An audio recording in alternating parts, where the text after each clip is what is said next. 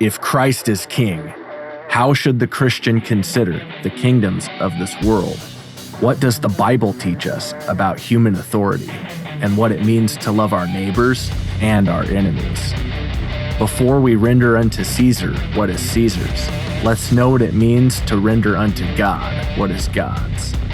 This is the Biblical Anarchy Podcast, the modern prophetic voice against war and empire. Hello, everyone. Welcome back to another episode of the Biblical Anarchy Podcast, a project of the Libertarian Christian Institute and part of our Christians for Liberty network. I am your host, Jacob Winograd.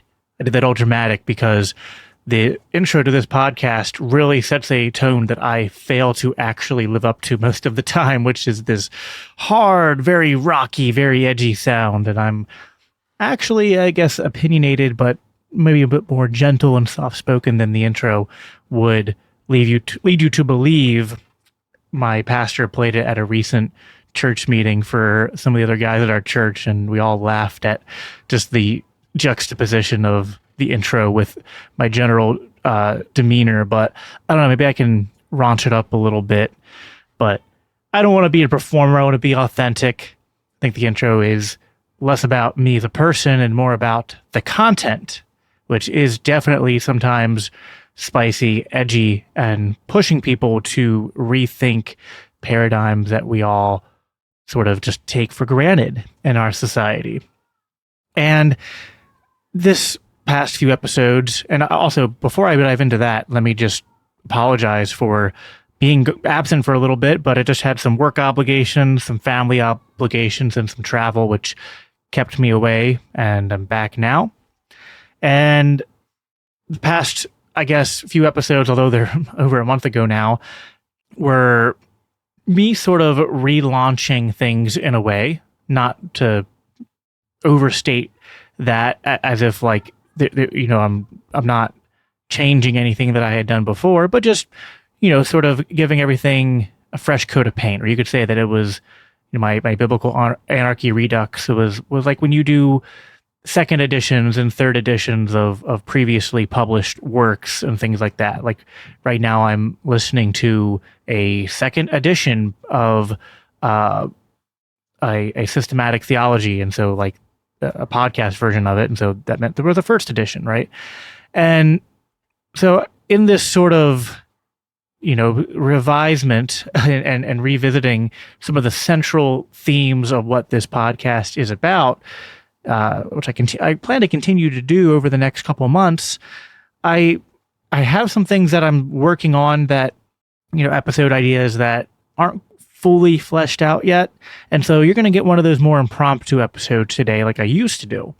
And something I used to do way back at the beginning of this podcast was to debate AI. It got a little old, but I think part of the reason for that was I was doing it on the early renditions of like the Chat GPT, and it's gotten a lot better, more sophisticated. And so I thought today would be a good idea or good opportunity to go back and do some content like that. Rather than debating the AI though, which I might do at some point, but I'm not doing for this episode, I instead asked the AI to simply present to me as many objections to biblical anarchy and just broadly speaking Christian libertarianism as it could think of, both general objections and also going through certain categories of objections, such as economics, foreign policy, law and justice, things like that. So I have a list of questions here. It's actually 35 questions, and I'm going to try to answer each of them in a minute or less. So if I do that, and I'm about 5 minutes in right now, then I'll hit my 40-minute mark, which is what I usually try to do for episodes. I'm sure that my audio editor and podcast editor, Chris, is sitting here laughing with skepticism, although actually he shouldn't be. He can see the final product, so he'll know if he'll know at this point if I achieved my goal or if I went over. So let's start out with the general objections to biblical anarchy. 1. Isn't anarchy inherently chaotic and unbiblical? Doesn't Romans 13 explicitly command Christians to submit to government and governing authority. So I think the last couple episodes, especially What is Biblical Anarchy, made a pretty strong case for why I don't think that that's true. And forgetting about Romans 13 for a second, just this idea that anarchy is inherently about chaos, right? That is inherently chaotic. Certainly, I would agree that the Bible does not prescribe lawlessness. And I actually think that what I am advocating for is a society that clings to biblical principles of law and order.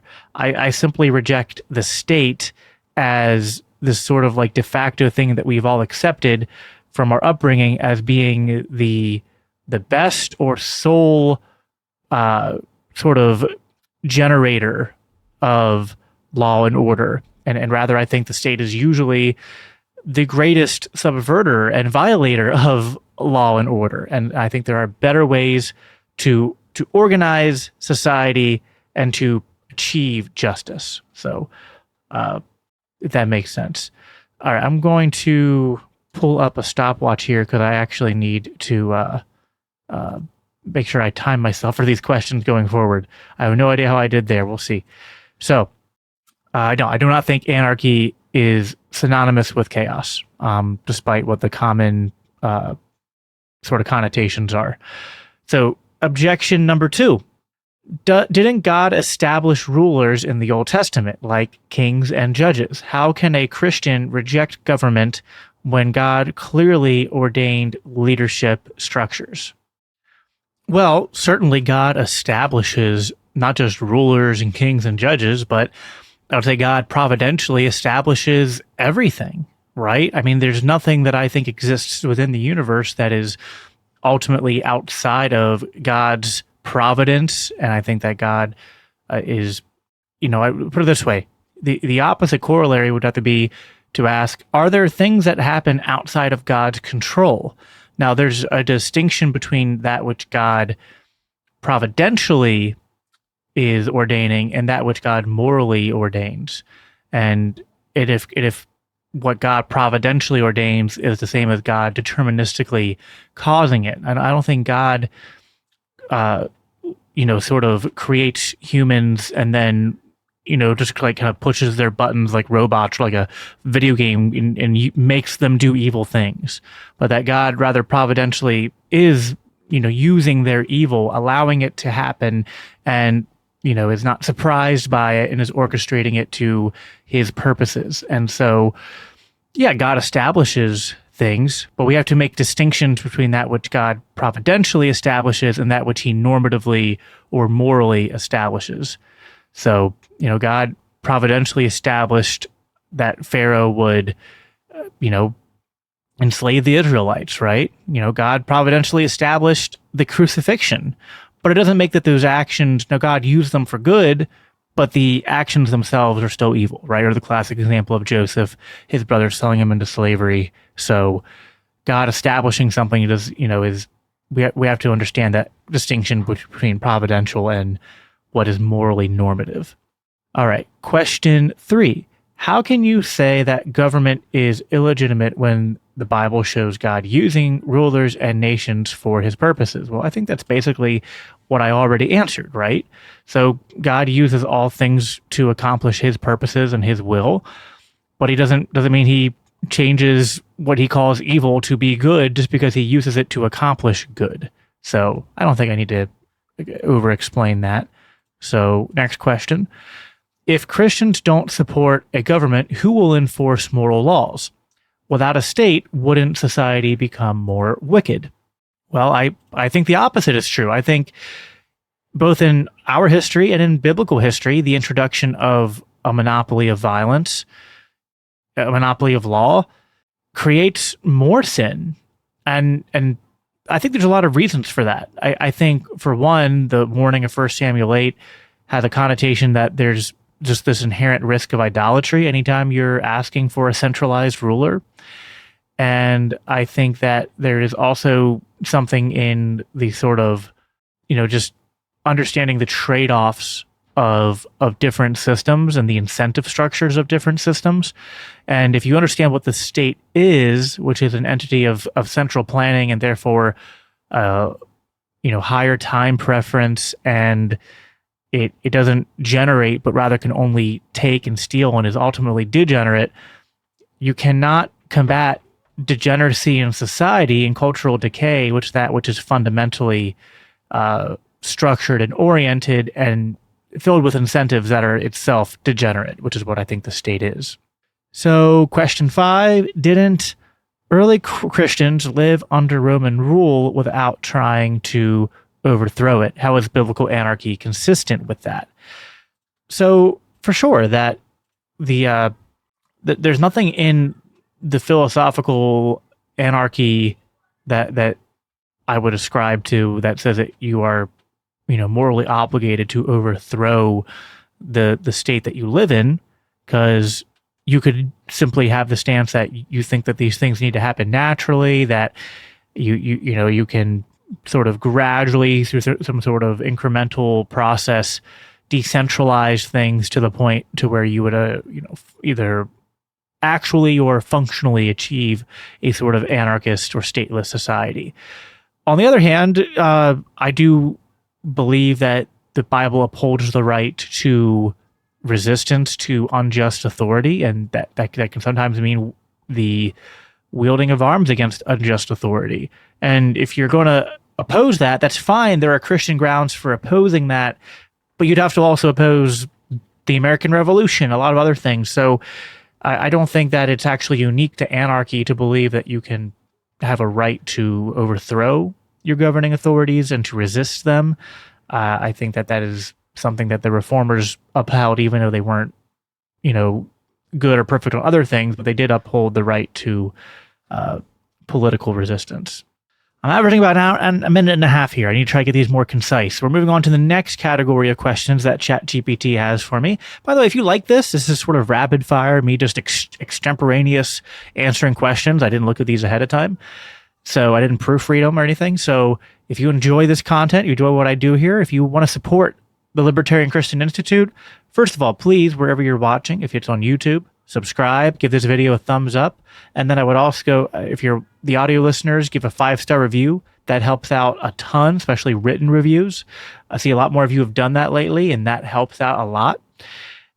And then also, if you so feel inclined to support us financially, we are a nonprofit, and we operate, and everything I do is made possible by people like you who decide to donate. Just $10 a month or more.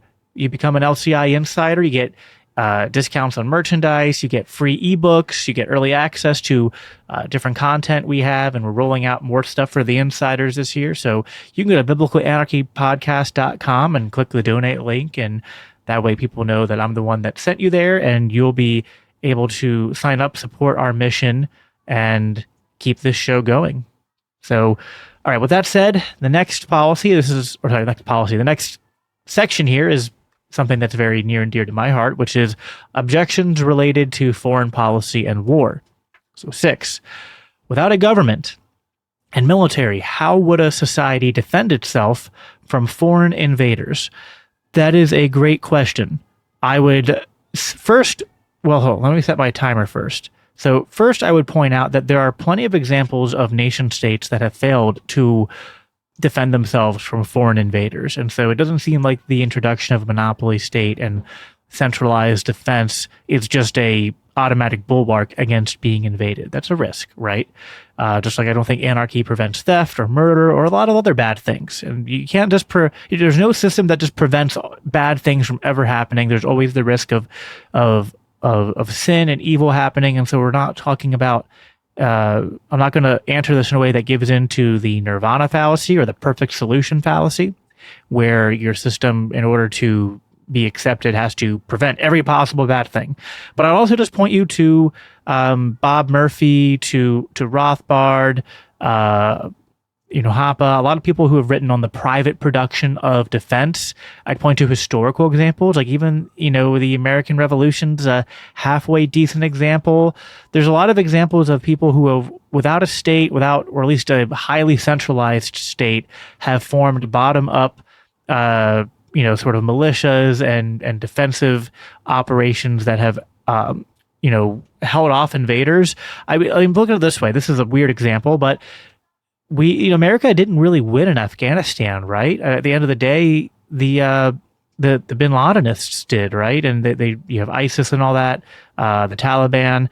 I'm not even defending them. I'm just saying like they weren't really a state. I'm not saying they're libertarian. I'm just saying that like the biggest nation state in the world was thwarted by this sort of like guerrilla warfare, and it's actually like invading an area and taking it over is much harder than people realize, even in modern warfare.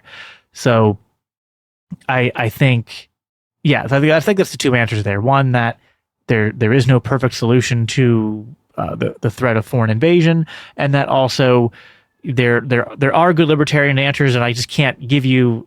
I'm already 2 minutes in. I can't give you a much more succinct answer than that. Central planning. If you understand the objection against central planning, the objection to command economies, the problem of economic calculation, then you realize that there's no reason why central planning would not work in every other area, except you need it for defense. Actually, the problems of socialism and central planning are going to plague defense planning just as much. So, all right, that was a 2.5 minute answer. I'm sorry, that's a very complicated question, and there deserves a whole episode, but that's the best I can do there. Let's try to get through some of these more quickly now. Question 7, doesn't the Bible support just war? If the state is illegitimate, how would a society wage a just war? That's a good question. I think the Bible upholds a just war doctrine, but I think a lot of people misunderstand what just war doctrine is. There's a lot of aspects to it, but some of the most important ones are that it's reciprocal, and that you exhaust all options for peace. And there's just not many wars on hand in history where you see the leaders in governments actually exhausting peace.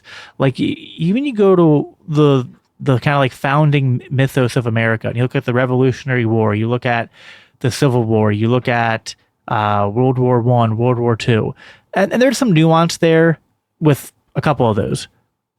Revolutionary War is a little bit complicated. There are some libertarians like Brian Kaplan who think it wasn't just. I'm kind of in the middle on that. There's things of it that I think were defensible, and other parts where I wonder if peace was fully pursued. It's hard to say. I'd have to study that topic a bit more in depth. I've done like a cursory view of it. But certainly World War II, World War I, I think most of the wars post-Revolutionary War, what you don't see is people in the American government just like, man, we really, really don't want to get into war. And we're just like, we're going to exhaust every possible option we can think of to, keep ourselves out of war, to promote peace between our neighbors, to act as a force for good. Instead, when you actually study the history, even with World War II, it's more like, no, like we want to enter this war, and it's often not, the sort of like humanitarian, civil, like protecting democracy, protecting people's rights. This is usually like post hoc, that, history is written by the victors kind of stuff. And doesn't mean that no good has ever been accomplished by American involvement in certain wars, like defeating Hitler and the Nazis is a good thing. But you just have to understand that history is rarely this like good guy versus bad guy kind of narrative that we're taught in public school. And I think anyone who really, studies history understands that statement is basically true. In terms of how would you wage a just war? Well, to me, the only just war is honestly defensive. So that just reverts back to the first question of like, how do you have defense without centralizing power? And I think the private production of defense by Hoppe. There's also some literature from Bob Murphy there. Probably a good idea to do an episode on that at some point. All right, that was another 2.5 minute answer. This is we're going to slug through this section here, and then hopefully the rest of them will be a breeze, right? I'm going to really, really try to do a minute with the rest of these. So, and probably fail. What about Old Testament wars where God commanded Israel to fight? Doesn't this prove that nations need armies and strong governments? I don't think that we can use what happened in the Mosaic Covenant to derive, just kind of broad sweeping claims of what is normative for us to do. There's just too much that is incongruous with the ordering and prescriptions of the Mosaic Covenant with the sort of church age and new covenant order we live in today. It gets into covenant theology. There's, things within Reformed theology, such as republication, and I'm rather infatuated with the view that comes from Meredith Kline and others from the Dutch Reformed tradition, which view the Mosaic Covenant as a sort of eschatological intrusion. And I've done episodes on all this, which I can have linked in the show notes. It's a really important question, and I think there's a really good answer to it. So, put it this way, it's not like what Israel did really helped them to succeed in the long run. So, it's a question you have to ask yourself. Same way the monarchy didn't really solve the problem of sin. Going to war didn't really always create lasting peace either. And it certainly doesn't seem to be something that Jesus gives us sort of inkling that like, hey, this new covenant order, we're continuing that. All right, question 10. What's the alternative to a national defense? Wouldn't a stateless society just get conquered? Again, I'll just sort of reiterate here that plenty of countries with national defenses get conquered throughout history. Even today, it's, you look at like Ukraine and Russia, Ukraine, if it didn't have America's help, could have very well been conquered, or a lot of it could have been conquered. And so, put it this way, private defense agencies are, if they're going to make their money in a sort of like stateless society and they're going to protect people, you're going to have militias and whatnot, the same market forces that use human innovation and competition to create better and better products and services could be applied to private production of defense to not only create robust means of thwarting off invaders and protecting property, but that would create incentives that just made it less profitable and desirable for people to invade you in the first place. So a good corollary here is that like Japan, there's that quote from like the emperor saying they would never invade America because there's a gun behind every blade of grass. And really what keeps people safe from invasion here in America, I think, is just ourselves. It's just that it was hard enough. Like we had the biggest military in the world and we couldn't take over Afghanistan and really secure it from terrorists. How much harder would it be for another country to come into America and take over the entire continental landmass? So what really matters is not so much the government, it's the culture, it's the people, what they believe, and those are things that the state does not really help to mitigate. All right, question 10. How can biblical anarchy prevent terrorism or international threats without a government to intervene? Very easy. You understand that terrorism is pretty much the price of empire, as the neocons themselves admitted. I forget who had that quote. We're going to look it up right now, because I love that quote. I hear Scott Horton making a lot, and I already forgot it. Who said terrorism is a small price to pay for empire? Oh, come on. You can find it. Scott Horton has said this came from a government. Come on, you can find it. Come on, ChatGPT, don't let me down. All right, well, I'll have to find that quote and put it in the show notes. I will find that quote and put it in the show notes. But that is something that came from, I forget, it was one of the neoconservative think tanks. I don't know if it was PNAC or another one, but or it could have been from was it from the CIA? I don't know. But I mean, listen, the CIA themselves talked about this, right? A lot of people in the CIA coined this term blowback for what happens when you have a lot of interventionism in an area and the native population grows resentful from your occupation and your exploitation, and then that creates an inevitable response, right? So most of the terrorism we see is just, and I know a lot of people don't like this. They think that people like Ron Paul, who point this out, hate America and hate the troops and all this, or that we're excusing evil. listen, I don't justify bin Laden's actions in planning 9/11 or what the people who did 9/11 did. I don't condone Russia invading Ukraine, but actions have consequences, right? And the fact of the matter is that you cannot oppress a people and exploit them and occupy them and bomb them for, years upon years, decades upon decades, and expect there to not be resentment and violent resistance met to that. And just like you can't, poke a nation state around like Russia who has nukes and keep on building a military alliance closer and closer to them despite their warnings and their protests. You can't build, if America is allowed to object to missile launchers that can, launch nukes being built in Cuba, then Russia can object to that being done in Poland and, object to a military alliance, for their most closest and historically very convoluted neighbor in Ukraine. So this isn't to paint Putin as an angel, not to paint bin Laden as an angel, but you have to understand what creates terrorism. You have to understand that empire has a price. So, all right. So yeah, the best prevention there is cure, to, stop creating it in the first place. Doesn't pacifism make Christians weak? Are you saying Christians should never take up arms? Nope, I'm not a pacifist. A lot of people confuse my view for pacifism because what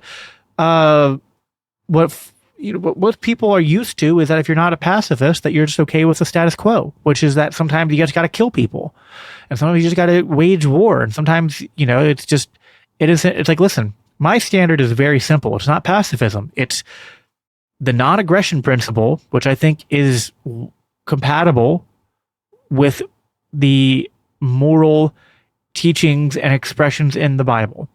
And you do have to understand why the Mosaic Covenant deviates from this, but I will take this to the bank that before the Mosaic Covenant and then after the Mosaic Covenant, it's very clear that it's what sort of rules the day in terms of the moral prescriptions for the use of force is proportionality, meaning that the shedding of blood, the initiation of force can be responded to with reciprocal force. So that's the principle of proportionality, which I would say is just another way of saying the non-aggression principle. That's my standard, and that's not pacifism. It's just that compared to the status quo, where we have just created all these exceptions in our mind to say that it's, like violence is just sometimes okay against nonviolent people, because you don't have a consistent standard, that then when people come along and say, actually, maybe we shouldn't initiate force against, nonviolent people, that sounds like pacifism. You're like, what, you wimp? Like you never use force? Like, no, I'm not saying never use force. I'm saying use force in proportionality. If someone initiates force, the use of force to protect people from violence, to end the ongoing violence, to deliver justice, that is biblical, right? I think that's just.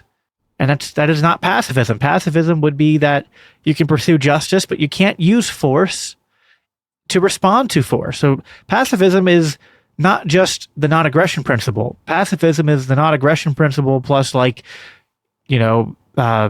commitments to just not using force entirely. I'm simply saying that we need to have a consistent standard for the use of force. And if the standard for the use of force isn't only justified as a response to someone else who has initiated force, then you need to square that with me and make the counter argument from both not just philosophical grounds, but biblical grounds. And typically people can't do it except for quoting from the Mosaic Covenant, which is it's just, people misunderstand what the Mosaic Covenant is, that it was a limited typological arrangement in a very a small localized geographic region for a small portion of time. And guess what? Once you read the book of Hebrews and the New Testament, you understand that it was it was there to serve a purpose, and it was to point to something greater. And ultimately, I think the law was to show us our need for a savior. And you look at here's my point. The law points to our need for a savior is the primary reading of like the Mosaic law and covenant, I think.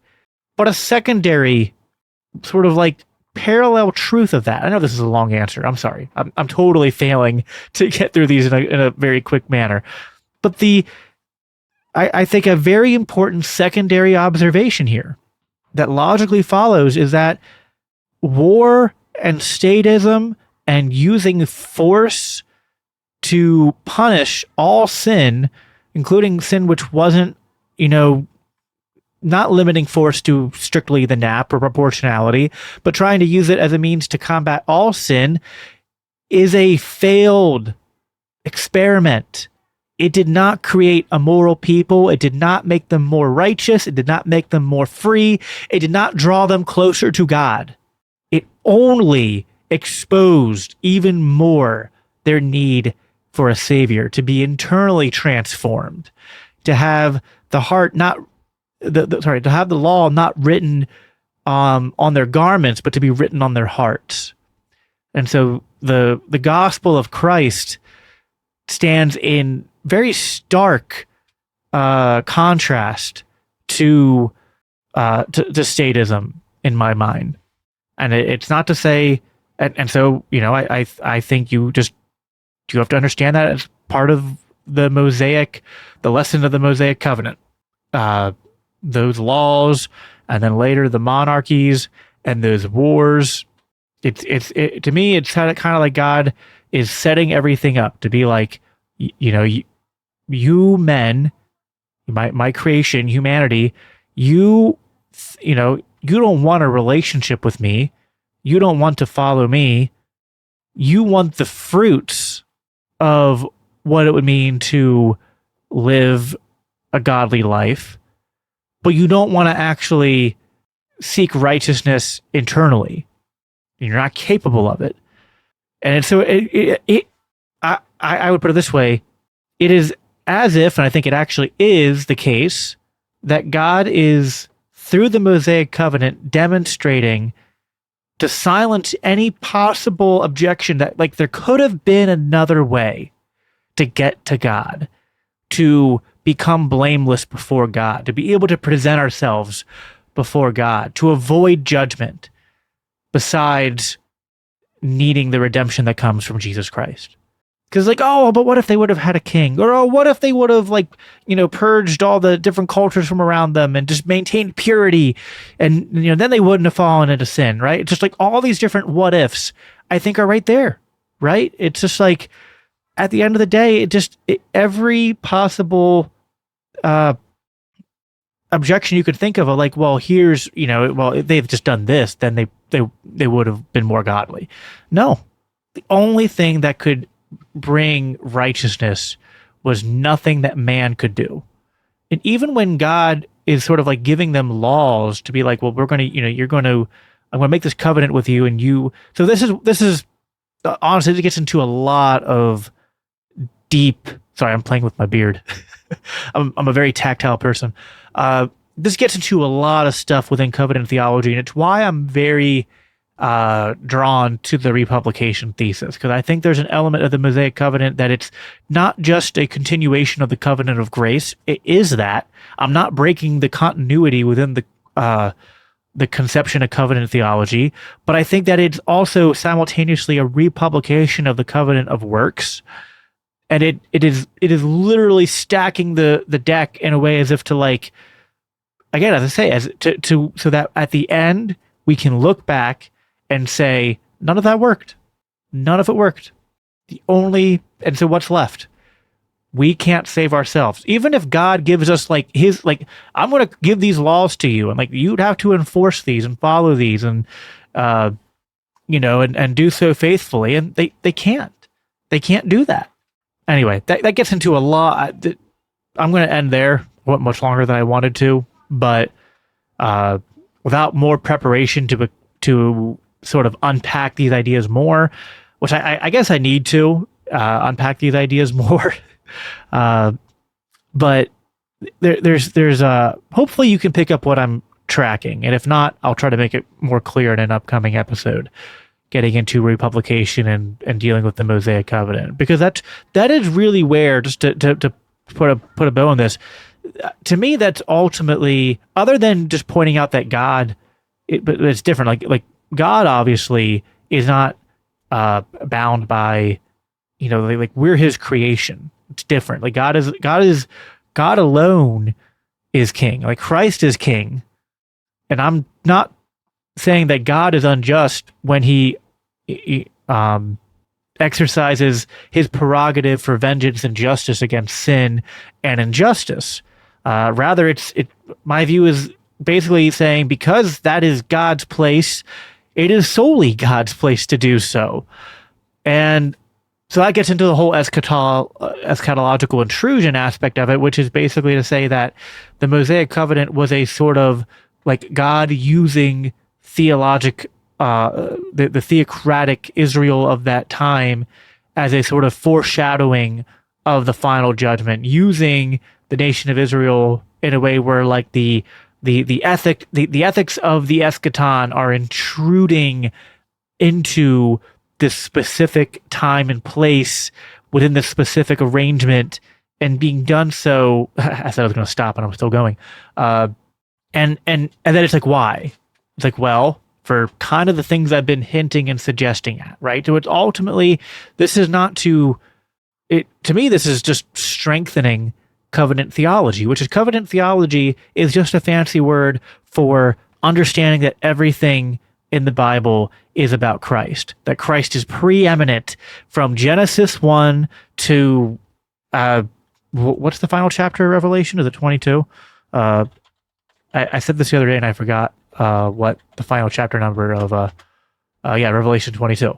So, from Genesis 1 to Revelation 22, it's all about Christ. That's all that covenant theology means. And the Mosaic Covenant exists to just really emphasize how much we need Christ, that there was no other way that we could obtain salvation, that we are completely and utterly dependent on Him. So I'm at 37 minutes now, because that one, what question was that? That was question 11. I was supposed to get through 35 of these. That's pathetic. Totally defeated. I created a challenge.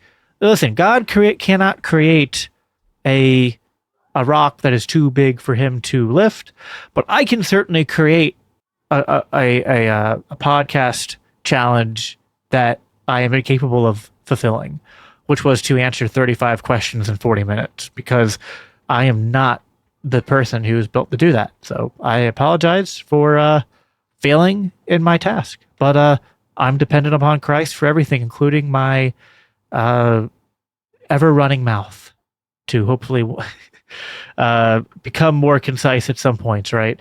Maybe we'll close out. There was one more question in the foreign policy section, so we'll do that in the next episode. The next few sections are economics, law and justice, society, culture, and then objections from Christian nationalists. We did the general objections, and then we put the stuff I'm the most passionate about at the top, and I just could not keep myself from talking about it a lot. This is what happens when you do extemporaneous content. It's extemporaneous, it's unplanned, you have no idea where you're going.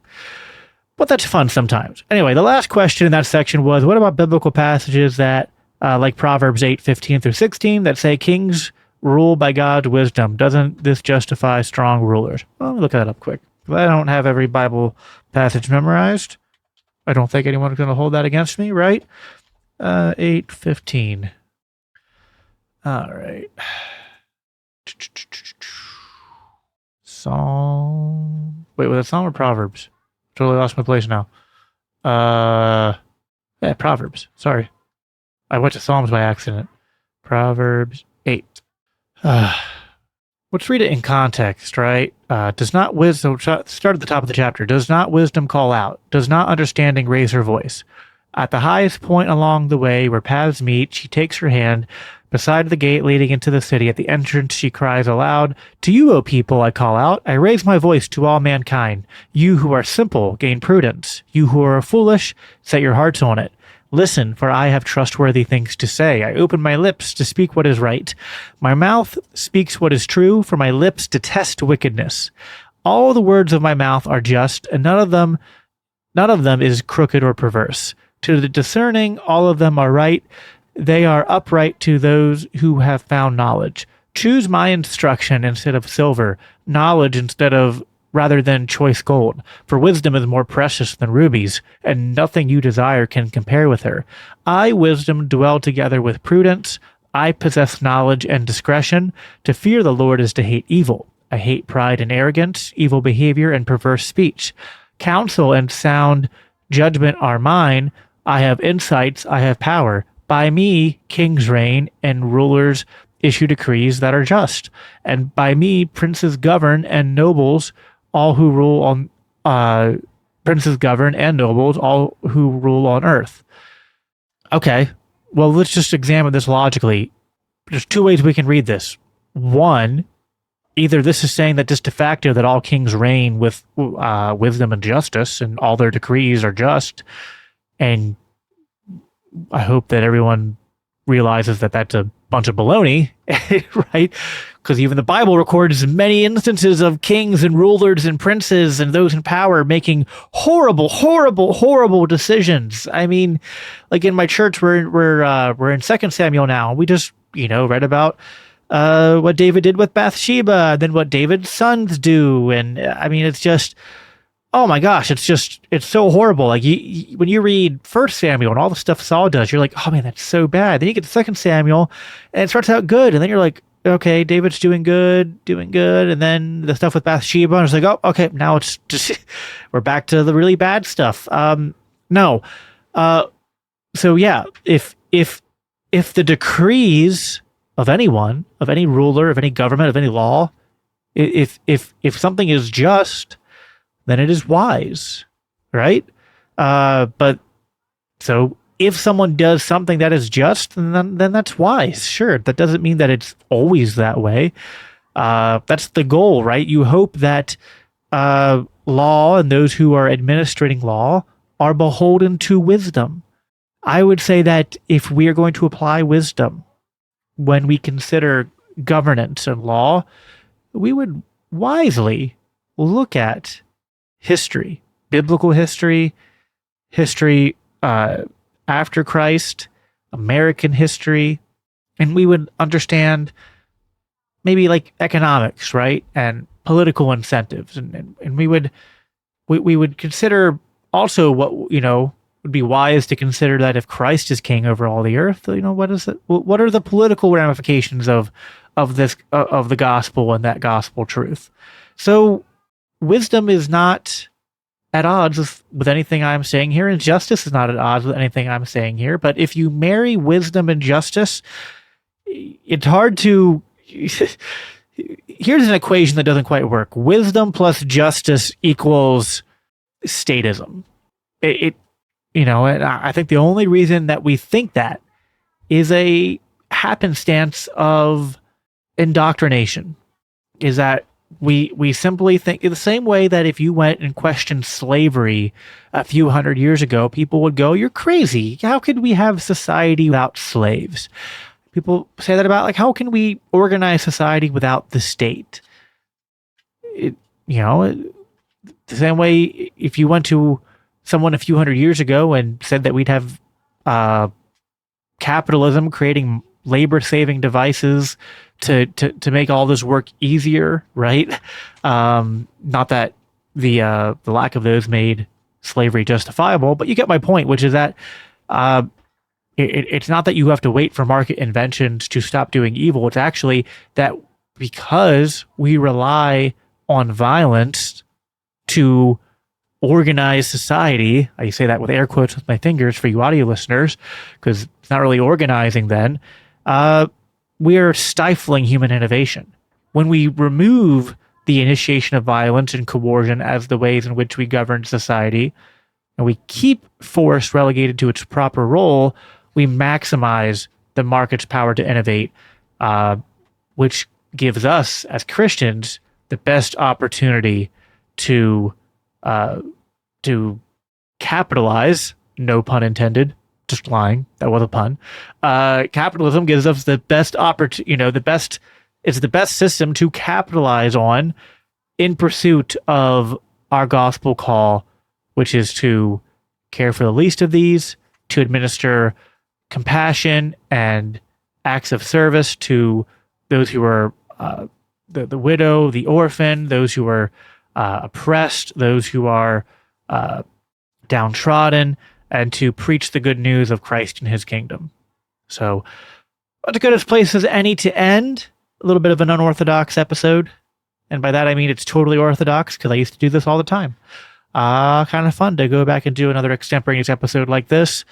Next week, hopefully, we'll be back to a little bit more planned anarchy.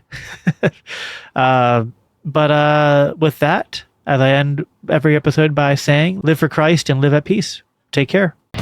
The Biblical Anarchy Podcast is a part of the Christians for Liberty Network, a project of the Libertarian Christian Institute. If you love this podcast, it helps us reach more with a message of freedom when you rate and review us on your favorite podcast apps and share with others. If you want to support the production of the Biblical Anarchy Podcast, please consider donating to the Libertarian Christian Institute at biblicalanarchypodcast.com, where you can also sign up to receive special announcements and resources related to biblical anarchy. Thanks for tuning in.